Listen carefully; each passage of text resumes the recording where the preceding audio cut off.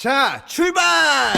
미래로 가는 여행, 신나는 여행, 친구가 되어줄게요. 서울한산병원과 함께 가요. 함께 가요. 상상 더하기, 상상 더하기. 지금까지의 어떤 계단형 성장, 그렇지만은 어떤 빅 스텝이라기보다는 작은 스텝이 이렇게 이루어낸, 그리고 그 스텝마다 의미 있는 부분의 변화가 여기까지 왔는데, 이것이 지금 구간도 짧아지고 그다음에 여러 분야에서 너무 다발적으로 벌어진다면, 그리고 이 말씀하신 사회적인 영역, 의료라는 부분이 더해진다면, 과연 이제 20년, 30년 뒤에는 정말 안 좋은 환경이거나 좀 완전히 다른 모습이 될 수 있을 것 같거든요. 이 기술적 측면에서만 본다면 여러 가지가 상상이 될 수 있죠. 지금 이미 옛날에는 빅 인시전, 빅 서전 그랬거든요. 배를 쫙 다 열고 막 엄청나게 수술 크게 하는 걸 훌륭한 서전이라 그랬는데, 요즘은 구멍이 작을수록, 적게 짤수록 훌륭한 서전이 돼갔죠. 그러니까 패러다임 체인지가 벌어진 거죠. 그리고 또 한편 이제 우리 헤드앤넥 캔서에서 보듯이 옛날에는 막 턱뼈를 다 깎아버리고 뭐 사람을 몬스터를 만들어놨죠. 근데 최근에는 항암 치료와 치료 방사선 치료로 수술을 대체하는 것들이 생기죠. 약물 치료와 방사선 치료. 그래서 이런 것들이 점점 외과 영역을 대신할 겁니다. 위암도 내시경으로 도려내는 것들을 통해서 ESD라고 그러는데, 그걸 통해서 수술을 대체하고 있고요. 점점 그러한 방향으로 전 갈 거라고 봅니다. 그러니까 그 칼을 대지 않고 치료하는 방향으로 20, 30년 더 나가겠다. 그게 어떤 기술이든 간에. 그리고 칼을 대더라도 적게 되는 쪽으로. 구멍 뚫는. 그렇습니다. 그런 식으로 갈 겁니다.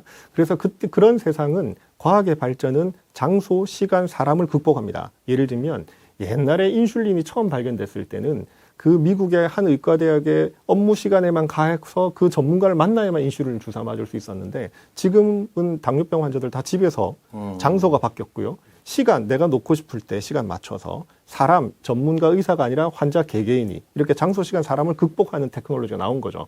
인슐린이 대량 생성되면서. 그렇죠. 그러니까 지금 이제 우리가 행하고 있는 많은 병원에서 이루어지고 있는 행위들이 지금 이제 장소, 시간, 사람을 뛰어넘는 시절이 이제 올 거라는 거죠. 코로나 비대면 시절에서 뉴노멀을 얘기하듯이 지금까지의 의료는 큰 우리 아산병원처럼 한국에서 제일 큰 병원 집중화시키고 장비와 인력을 집중화시켰는데, 이제 사람들은 알게 된 거죠. 밖으로 나가서 내 집에서 치료받을 수 있는 방법이 있는가. 그래서 결국은 구심력이 아니라 원심력의 세상으로 저는 갈 것 같고요. 그래서 구심력이 아니라 뭐 그렇게 원심력의 세상. 될 것 같습니다. 그래서 이 표현은 옛날부터 사용하셨던 거예요? 지금 즉흥적으로 나온 건가요? 제 말은 이제 이거는 그 명지병원 이사장님께서 하신 말씀을 제가 이렇게 학회에서 듣고 이렇게 또 인용한 겁니다.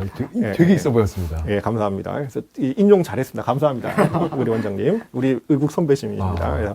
그리고 수술장도 굉장히 변화가 올 것 같아요. 그러면서 옛날에는 CT 찍는 곳이 있었고 수술하는 곳이 있고 그다음에 엑스레이 찍는 곳이 있고 막 그랬거든요.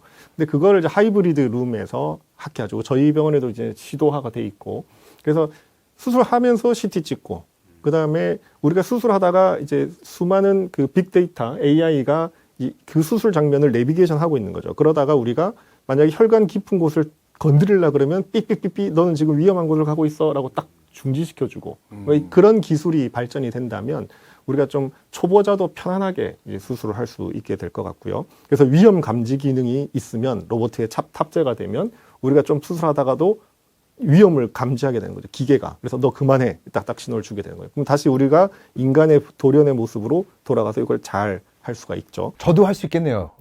그렇게 만드는 게 꿈이죠.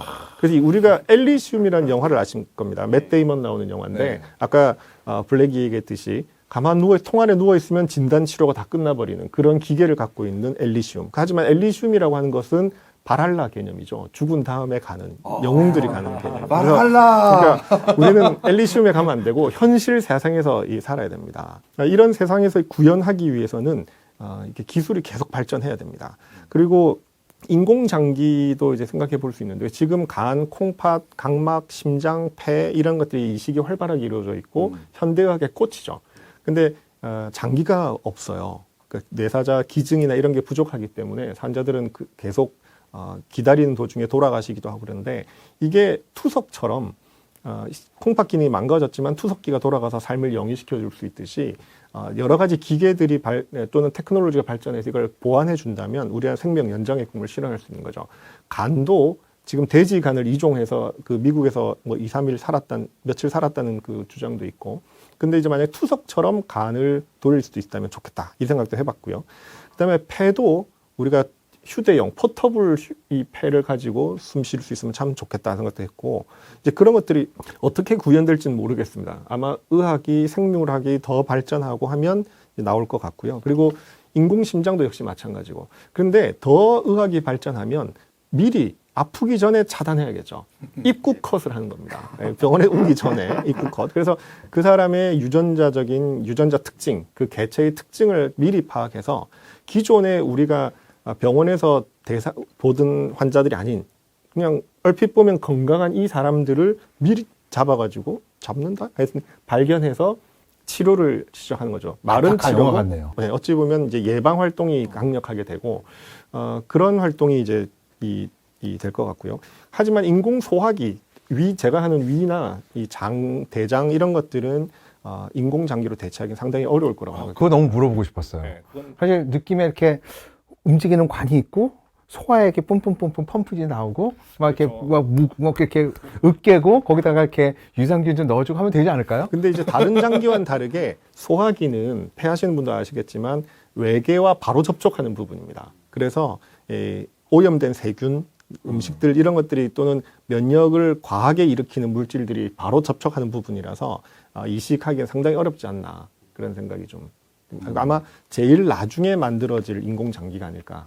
아예 시도도 없나요? 그렇죠. 어찌 보면은 이제 우리가 영화에서 보면 클론을 만들어내죠. 나와 똑같은 생물체를 만들어서 그 사람을 희생하고 세크리파이스 시키고 그 장을 내가 끌고 오는. 그래서 면역 기능만에 문제가 없는, 윤리적인 문제가 없다면 안티 히포크테스 소사이어티 이런 게 뭐 영화에서 만들어주고 했는데 그런 게 없다면 더 빨리 발전할 수 있겠지만 지금 뭐 인공장기 또는 뭐 이종장기, 돼지나 개에서 뭐 장을 갖고 오는 이런 건 조금 어렵지 않나.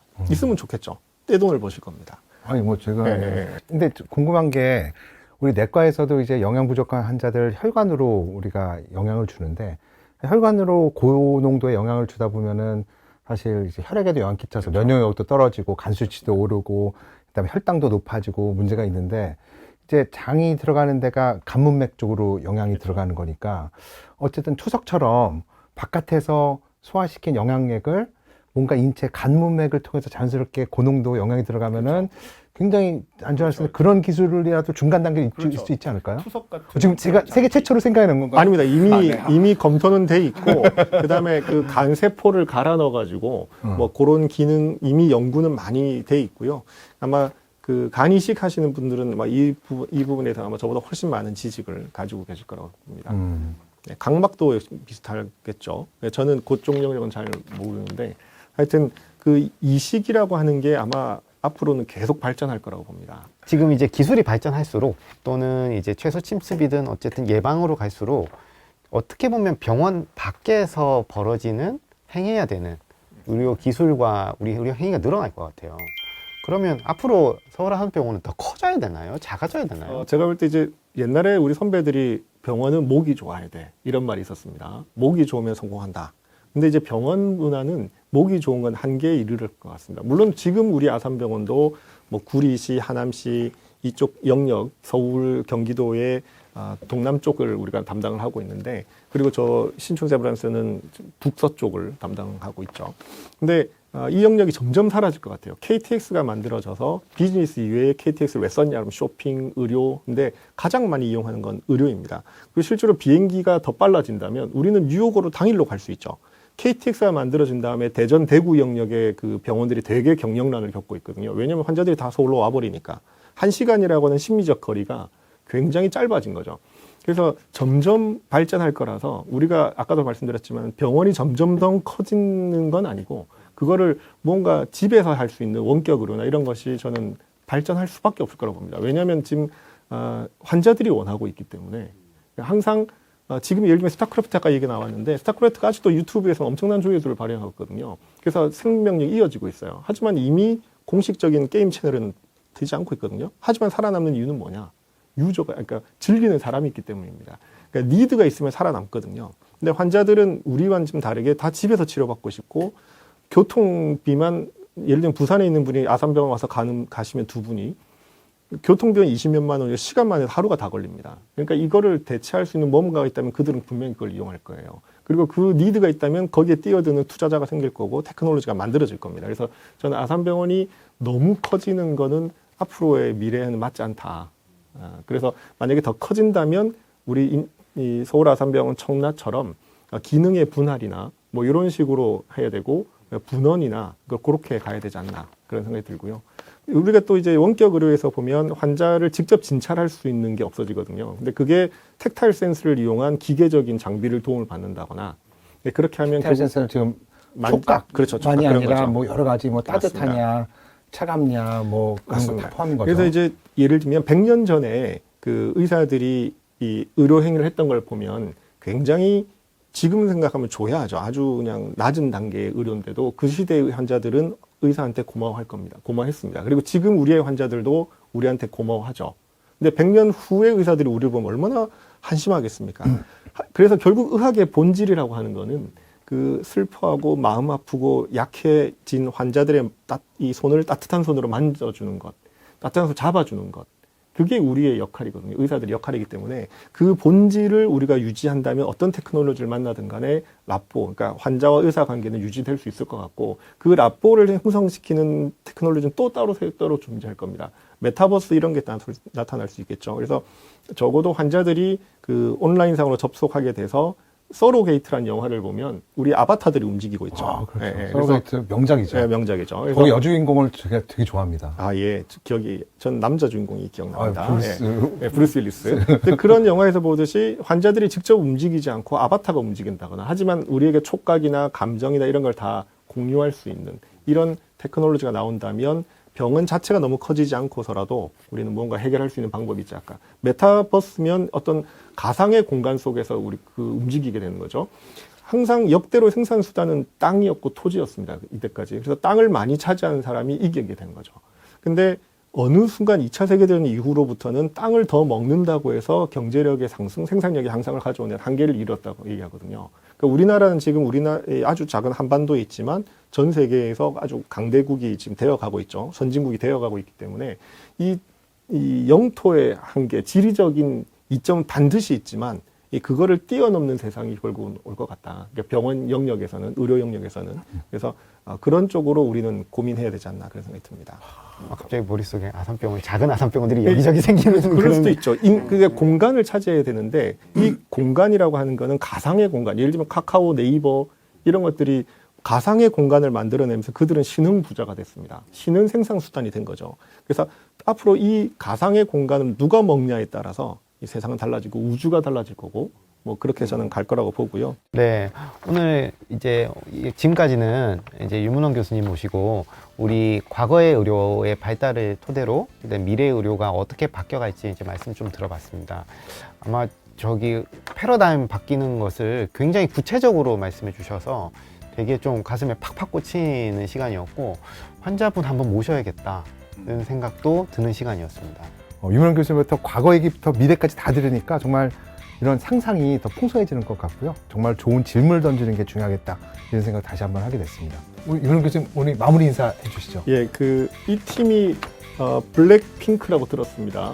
블랙핑크 하면 왠지 귀엽고 화사한 느낌인데요. 근데 핑크 블랙으로 가버리면 무섭죠. 핑크인데 블랙이야. 그래서 시각에 따라서 굉장히 사물을 바라볼 때 다양한 시각이 나타날 수 있기 때문에 자기만의 어떤 생각, 주관을 가지고 우리가 이 시대의 흐름을 잘 타고 나서 우리가 의사의 본질인 환자의 옆에서 지지하고 도와주는 그 역할을 유지하도록 신경 써야겠습니다. 그러면 오늘 상상 더하기는 여기까지 마치겠습니다. 상상 더하기!